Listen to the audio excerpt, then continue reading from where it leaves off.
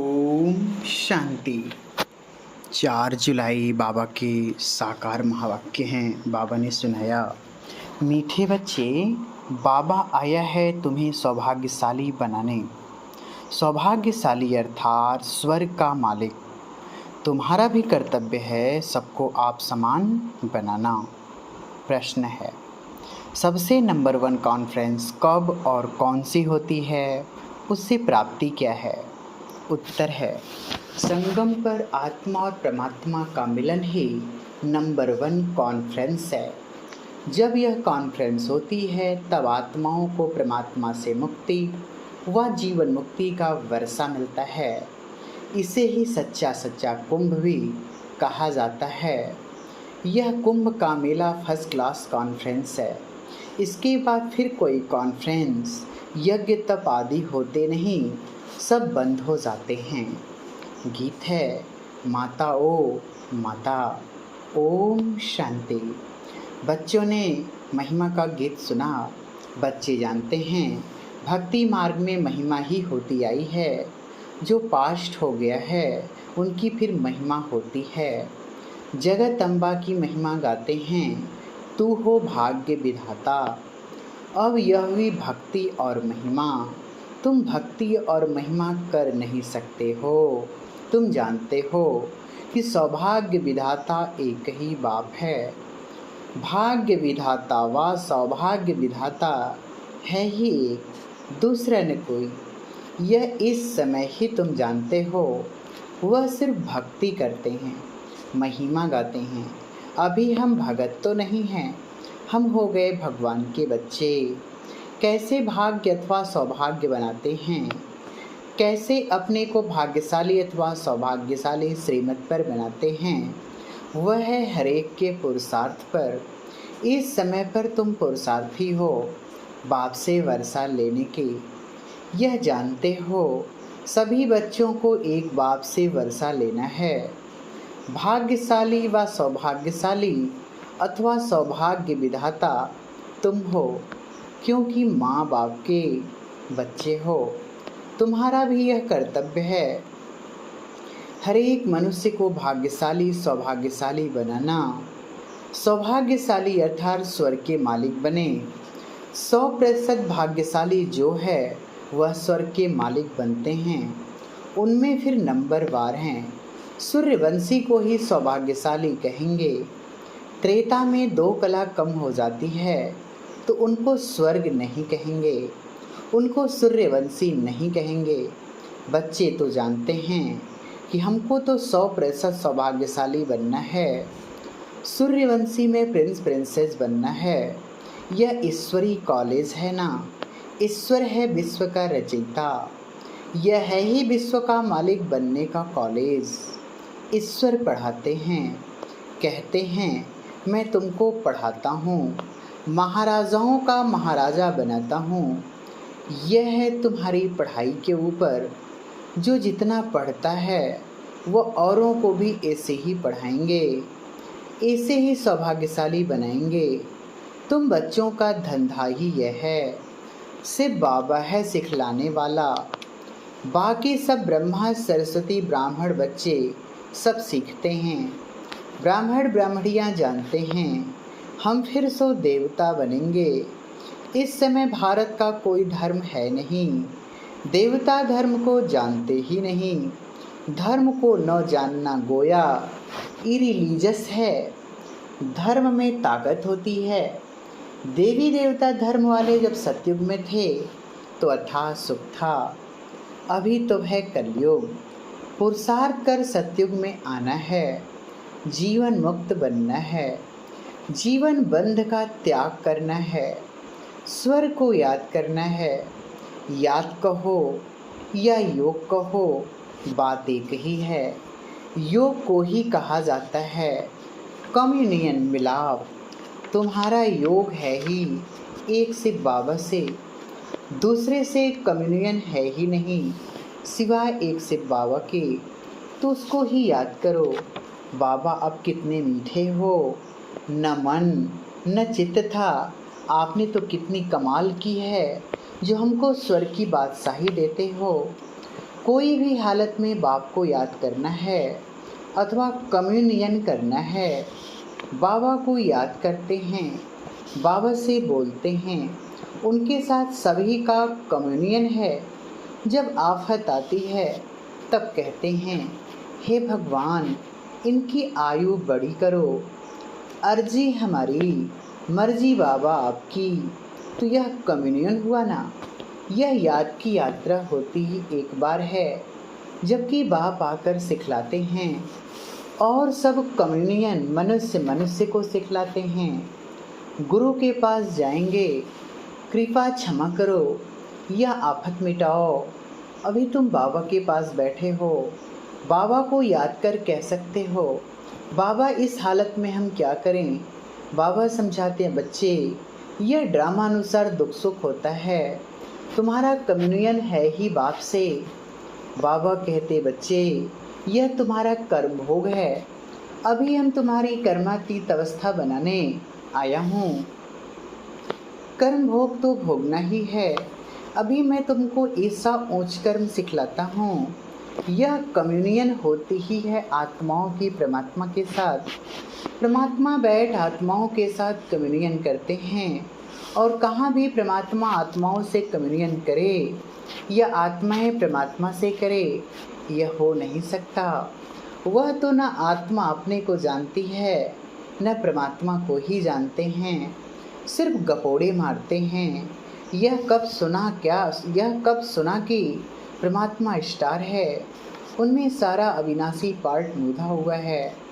कब ऐसे अक्षर सुने, उन्हों का कम्युनियन कभी होता नहीं, बातचीत होती नहीं है।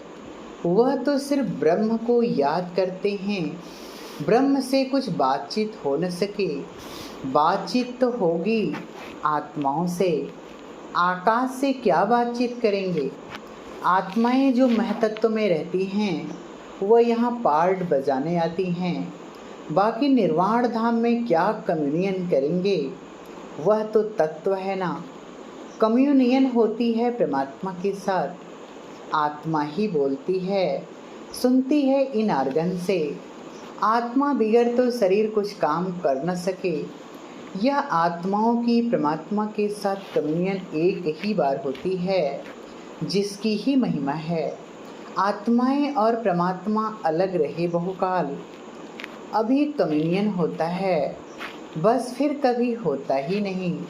देवताओं का कम्युनियन होती है क्या, वह तो कभी याद भी नहीं करते।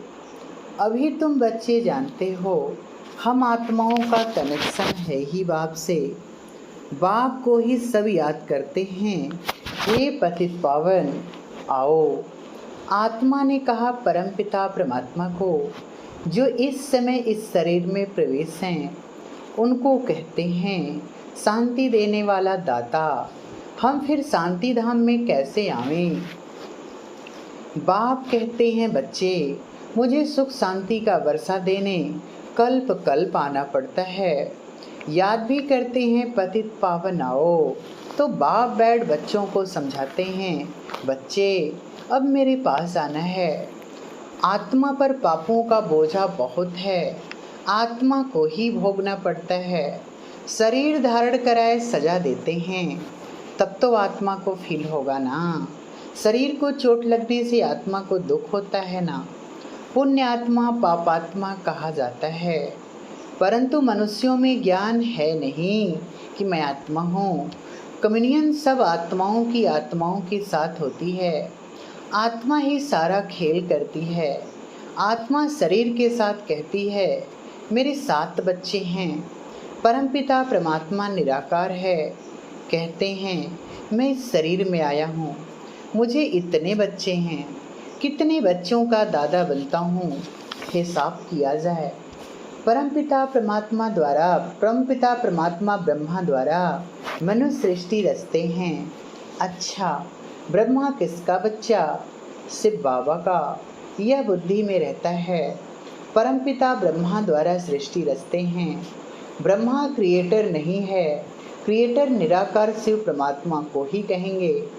वह आकर प्रजापिता ब्रह्मा द्वारा एडॉप्ट करते हैं। बच्चे बच्चे कहते रहते हैं, अब यह बातें तुम समझते हो, वह भी सभी की बुद्धि में एक रस नहीं बैठता है। बाप ही वर्षा देंगे, लायक बनाएंगे। बाप को याद करो।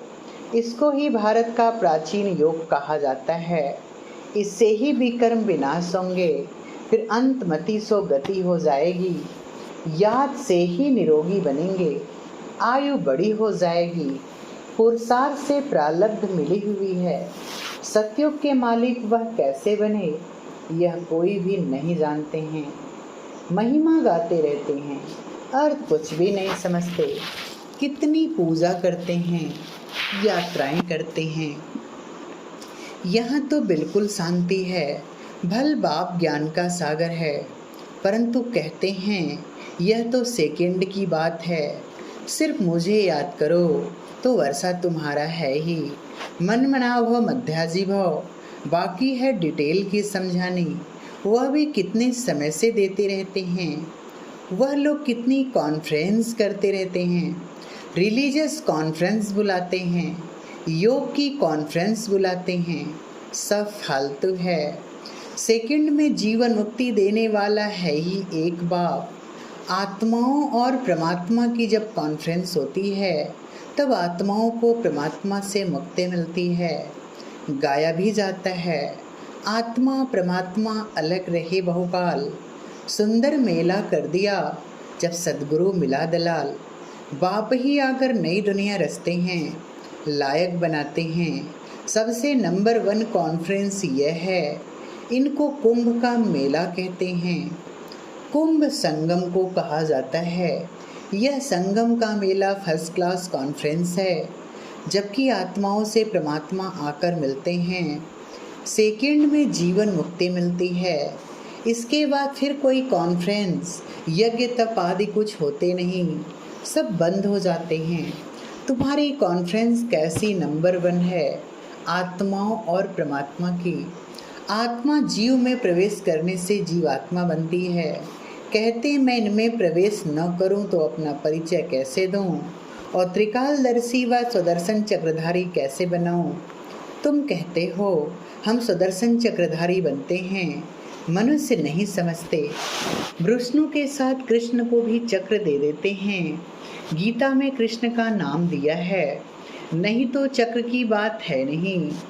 तुमको बैठ सृष्टि के आदि मध्य अंत का राज समझाते हैं। यह कॉन्फ्रेंस कितनी फर्स्ट क्लास है, और जो भी कॉन्फ्रेंस करते हैं वेस्ट ऑफ टाइम है। सबसे अच्छी कॉन्फ्रेंस यह है, जीव आत्माओं और परमात्मा की। जीवात्मा याद करती है, परमात्मा को तो जरूर जीव में आए ना, नहीं तो बोले कैसे। यह कॉन्फ्रेंस सबसे अच्छी है, जो परम पिता परमात्मा आकर सर्व को सद्गति देते हैं।